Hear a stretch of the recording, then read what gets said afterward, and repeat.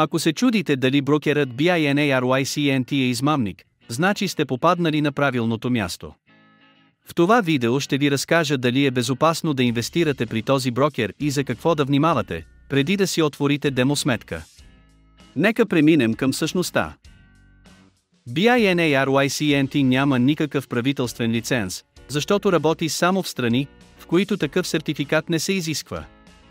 BINARYCNT е много популярен брокер, който има много богата оферта и страхотни аналитични инструменти. BINARYCNT не е измама. Ако искате да си откриете сметка при този брокер, то линкът е в описанието на това видео. А ако търсите брокер, който е сертифициран, тогава в описанието ще намерите и алтернативен брокер.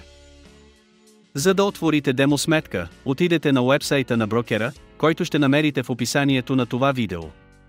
Ако отворите сметка, използвайки нашия линк, ще получите достъп до безплатна демосметка и допълнителен бонус за депозит.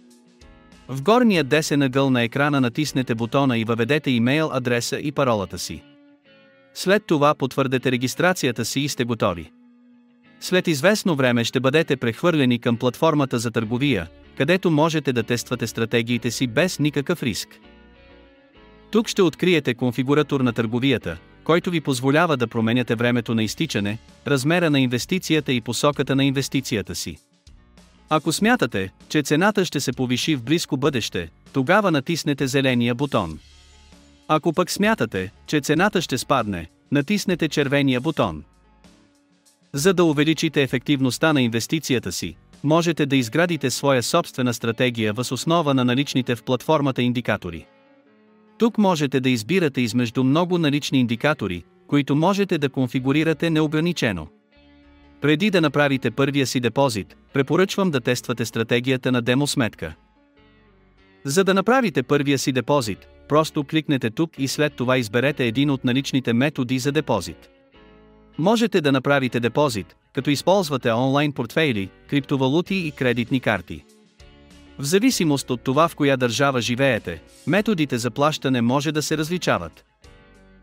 За да изтеглите депозита си, ще трябва да верифицирате сметката си. Ще трябва да потвърдите самоличността си и адреса си на пребиваване. За целта ще трябва да подготвите снимка на личната си карта или паспорта си. Верификацията се изисква, защото брокерът трябва да спазва разпоредбите за борба с изпирането на пари. Надявам се, че сте намерили това видео за полезно.